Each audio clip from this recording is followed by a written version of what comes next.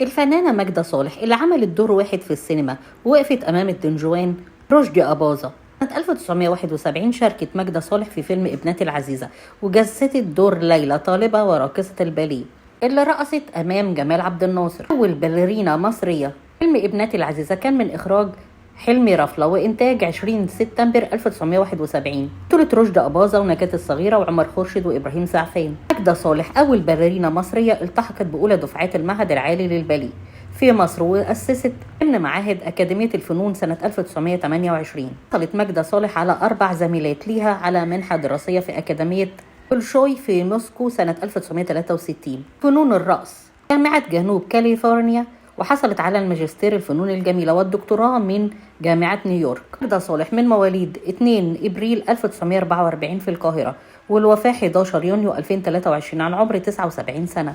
اتولدت ماجدة صالح لأب مصري كان بيدرس علوم الزراعة، تزوج من سيدة اسكتلندية، بعدها شغل منصب نائب رئيس الجامعة الأمريكية في مصر.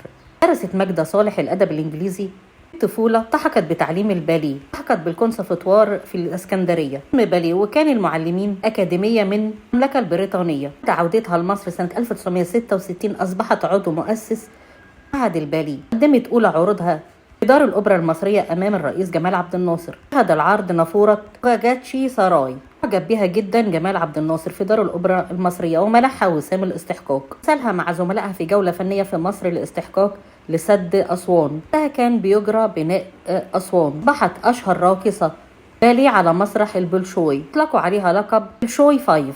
بعد للعرض في مسرح مارينسكي مسرح دار الأوبرا المصرية. جرت بعد كده للولايات المتحدة الأمريكية، وحصلت على درجة الماجستير في الرقص الحديث ودرجة الدكتوراه في جامعة جنوب كاليفورنيا عن دراستها في الرقص المصري.